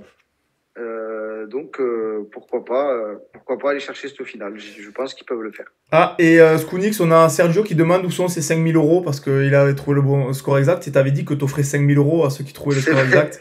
C'est vrai qu'apparemment, j'avais dit ça. J'ai entendu ça en réécoutant l'émission. Écoute, Serge, t'inquiète, je te rince à la brebis. T'auras rien à sortir. T'auras le chèque à ce moment-là. Bon, parfait, on a fini avec ça. On va passer à nos tops et nos flops. Par contre, on va rester sur cette page parce que j'ai pas préparé les trucs top et flop. Enfin, si, je les avais préparés, mais il y a un petit souci au moment de les injecter sur l'écran. Donc, on va les faire comme ça. Cyril? Ouais. Je commence? Allez, vas-y, je te laisse commencer. Alors, moi, en top, j'ai mis Geoffroy Guichard, même si on en a longuement parlé tout à l'heure. Mais vraiment, j'ai été impressionné par l'ambiance. C'était de l'avant-match jusqu'à la fin du match, sans cesse, sans interruption. Comme tu as dit, on ressentait vraiment cette sensation de chaudron avec un bruit mais énorme, assourdissant. Énorme respect aux Magic Fans et aux Green Angels pour ce bordel qu'ils ont mis pendant 90 minutes. Dans une saison compliquée, dans un match où tu prends la clim tout de suite en prenant un but d'entrée, ou quand tu égalises, tu reprends un but dans la foulée. Pour autant, ils se sont jamais arrêté. Je me suis régalé pour être déjà allé au parc plusieurs fois, notamment pour un classico. Et ben, il y avait une énorme ambiance, mais ça a été plus gros à Saint-Étienne, il faut savoir le dire. Donc moi, c'est la plus grosse ambiance que j'ai faite dans un stade de foot. Donc énorme merci à Guichard à ses supporters pour le plaisir qu'ils nous ont donné. Et en top, qu'est-ce que j'ai mis d'autre après? En top, t'as mis David Ashvili. J'ai mis David Vili, ouais. Même si Saint-Etienne a perdu parce que c'est le seul qui apporte réellement devant. C'est le plus décisif cette année pour Saint-Etienne. Là, il met un but de fou et qui, grâce à lui, on a vécu une ambiance exceptionnelle sur ce but. Il a donné 35 secondes d'espoir à ses supporters et le but est vraiment fou. Si Saint-Etienne descend, je suis pas sûr qu'il restera lui en Ligue 2, donc on avisera. En flop, j'ai mis Cherki. Cherki, j'ai été déçu de sa prestation dimanche contre Lens. Dans un match comme ça aussi important, c'est lui qu'on attend. C'est lui le créateur côté lyonnais. Là, il a été à côté. Il centrait quand fallait tirer, il tirait quand fallait passer. Son application défensive, quand il y avait des contre-attaques, elle n'était pas exceptionnelle. Je sais pas, je n'ai pas retrouvé le Cherki que j'ai vu ces dernières semaines. C'est un joueur que j'ai énormément mis en avant. Mais là, il a été décevant et c'est évidemment pas sa faute si Lyon gagne pas, mais c'est dans un match comme ça que les grands joueurs doivent sortir. Et après, j'ai mis Rulli. Désolé, mon Franck de Darro, pareil. Même si lui aussi fait une super saison. Je suis désolé, dans un match aussi important que ça, chez un concurrent direct à Lille, quand tes 10 joueurs devant ont fait le taf et que tu n'as concédé aucune occasion, tu n'as pas le droit de relancer un club comme Lille. C'est un scandale. Une connerie pareille. Ok, il a fait gagner des points. C'est ce que dit Duge dans le chat. D'ailleurs, j'ai vu des types dire ça, mais c'est son boulot. Non, justement, il veut plus entendre ça. Oui, mais c'est ce que j'allais y venir. Évidemment qu'il a fait gagner des points, mais parce que c'est son taf. Là, il en fait perdre 2 qui sont cruciaux dans la course à l'Europe. Pour les supporters marseillais, espérons que ça soit pas rédhibitoire. Je pense pas. Mais pour autant, avec 2 points de plus, c'était quasiment acté. Donc, obligé de le mettre dans les flops là. Totalement mérité. Pour hier. Totalement mérité. Ah, moi, donc je vais commencer par mes flops. Donc, Skunix en parlait un peu avant. C'est le tifo d'Arsenal qui a été absolument catastrophique lors de la réception du PSG. Les mecs, ça fait 45 ans, ils ont pas joué une demi-finale de Ligue des Champions et ils arrivent à pondre une merde pareille, une vieille bâche de 2 mètres carrés dans le stade. Quand tu vois des clubs, j'ai vu des comparaisons notamment avec le championnat allemand ou dans les divisions inférieures, t'as des tifos qui font tout le stade. Là, pour une demi-finale de Ligue des Champions, ils te pondent un vieux drap là comme ça, peint en rouge avec un canon. Donc je suis pas content de tes copains, Ouman, parce que là c'était quand même un gros scandale. J'ai pleuré de rire moi devant ce tifo. Un autre flop, je mets Benasser qui a été inexistant dans le match contre Marseille. Je voulais mettre Rulli aussi, mais tu l'as pris. Mais Benasser, qui d'ailleurs est sorti à la mi-temps à juste titre, il a fait un super match quand il est arrivé à Marseille. Un autre assez bon lors de son deuxième match. Et après, il a disparu. J'avais de bons espoirs en lui. Peut-être qu'il a manque de rythme, j'en sais rien. Mais en tout cas, là, les derniers matchs qu'il a fait, les dernières apparitions qu'il a faites, c'était assez catastrophique. Donc on voit, donc Rongier, on voit qu'il est largement meilleur et donc j'espère qu'il va faire les 2 prochains matchs parce que j'en peux plus de Benasser. À voir comment il se comporte la saison prochaine s'il arrive à retrouver son niveau.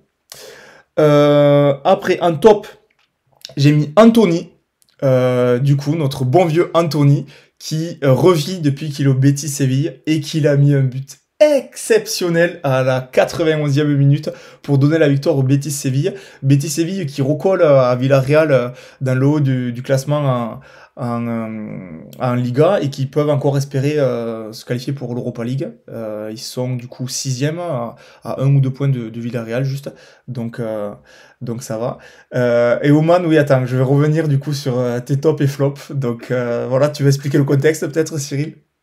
Oui, il y a Oman qui parle du vocal qu'on lui a envoyé à la fin du match Saint-Étienne-Monaco. Donc évidemment, vous le savez, Oman est supporter monégasque. On était au stade. Comme vous a dit Franck, avant le match, on a bu quelques coups à la buvette. Ce qui fait que peut-être notre façon de parler avait été un peu entachée au moment où il a fait le vocal. L'Artigue était un peu fatigué après le match. Donc il se peut qu'il y ait quelques mots qui soient partis un peu à droite, à gauche. Et que Oman n'ait pas tout compris. En tout cas, nous, ça nous a fait bien rigoler de t'envoyer ce message et on s'est permis de le faire, évidemment, parce que Monaco avait gagné. Et donc, mon dernier top, c'est le Groupama Stadium. Alors, le Groupama Stadium dans mes tops, vous allez me dire, mais ça y est, il a craqué complet, Franck. Eh ben non, parce que j'ai une super raison de mettre le Groupama Stadium dans mes tops. Ce n'est pas à cause de l'ambiance, même qu'elle m'est vachement plu. Ce n'est pas à cause de l'infrastructure, bien que je l'ai trouvé très beau ce stade, mais c'est grâce aux services proposés par le Groupama Stadium. Je vous explique. Je suis assis sur mon siège et là je me dis putain, j'aimerais bien boire une bière quand même. Et je me dis putain, fait chier, on n'est pas dans le match. Flemme de rater des minutes de match et de descendre au bar. Et là, je regarde devant moi, sur le siège de devant, un QR code, service sur place, boum, je bip avec mon portable, et là, hop, numéro de tribune, numéro de rang, numéro de place, clic, clic, clic, boum, 3 pentes. 2 minutes après, quelqu'un qui me tape sur l'épaule, c'est le serveur, je vous amène des bières. Service sur place, des pentes dans un stade de foot. C'est absolument exceptionnel, c'est le meilleur service que j'ai rencontré de ma vie dans un stade. Donc, ça mérite totalement d'être dans les tops. Voilà. Ouais, en vrai c'est stylé quand même. Ouais, de ouf, je t'ai refait. Mais voilà, messieurs. Ouais. Allez, on va enchaîner sur le quiz. Alors, peut-être vous n'aurez pas l'image. Je vais essayer de voir comment on peut faire. Mais je vais la remettre très rapidement. Hop. Merde. Attends. Je pense qu'ils nous entendent. Je vais remettre l'image. Bon, alors, il n'y a pas le titre. Je sais pas où il est passé. Bon, de toute façon... Au point où on en est, c'est pas très grave. Mais allez, c'est parti pour le quiz. On a le retour d'Ouman dans le chat. On va voir si, après 2 ou 3 semaines d'absence, il est toujours au niveau. Si c'est pas un peu enlisé. Est-ce que t'as un joueur, mon Cyril? Ouais, j'en ai un. Putain, moi aussi, j'en ai un. C'est parfait. Je pense qu'il va pas être très compliqué. Honnêtement, à force, je me souviens plus si on l'a déjà fait. Mais je l'avais pas préparé. Puis là, j'ai pensé à lui.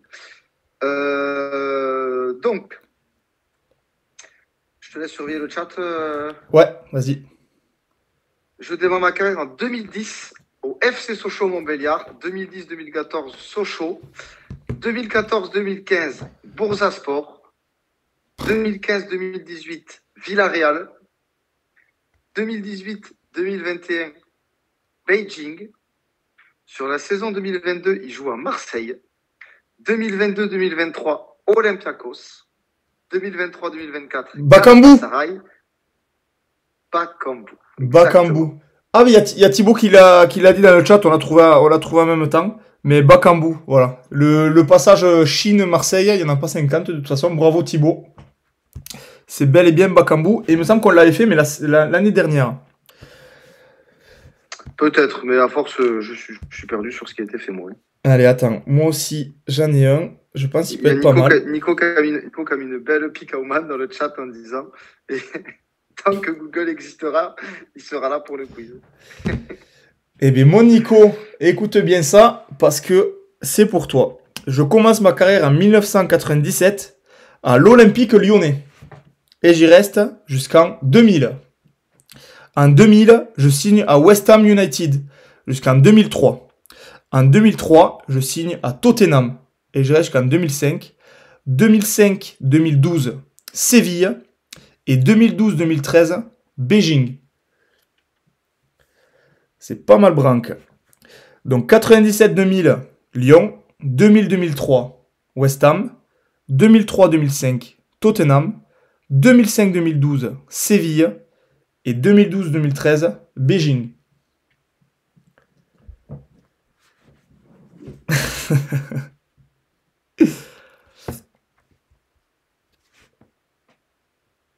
Il a joué dans chaque club. Hein. Il n'est pas cadeau, lui, hein. 2005-2012 à Séville, il fait 290 matchs. En fait, il a été titulaire dans tous les clubs où il est passé. À Lyon, entre 1997 et 2000, il fait 58 matchs. Moine qui demande si c'est un Malien. Si, c'est lui, putain, Ouman. Putain, mais comment il fait? Oh, du chien. Faut trouver le nom maintenant. Vous avez un gros indice, grand chauve malien. Ça va peut-être aider Nico. Enfin, il est franco-malien. Il est Même franco-malien. avec ça, je suis pas foutu de trouver. Hop.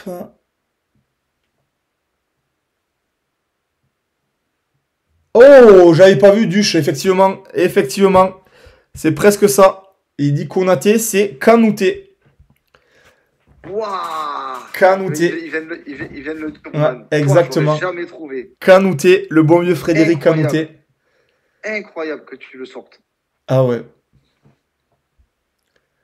Bravo, bravo. Faut que j'aille me refaire sa trombine. Frédéric, oh là là. Attaquant, hein? Mais oui.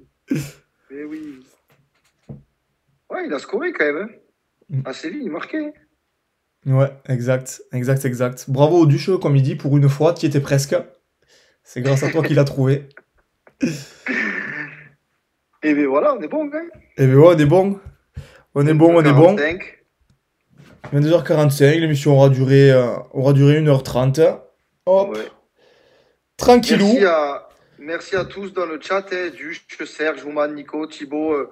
Évidemment, un grand merci comme d'habitude. Même à ceux qui ne participent pas aussi, vous régalez. Ouais, vous régalez. Grosse semaine à venir, hein. On a 3 jours là de foot avec LDC Europa League. Le super multiplex de ce week-end, la Ligue 2, on aura énormément de choses à se dire lundi prochain. C'est clair. Donc, soyez au rendez-vous lundi prochain, évidemment. On va rester actifs sur les réseaux d'ici là. Et puis bonne semaine, hein, à tous. Hein. Yes. Bonne nuit à tout le monde, bonne semaine. On se retrouve la semaine prochaine et encore merci les gars. Ouais, ciao les gars, merci.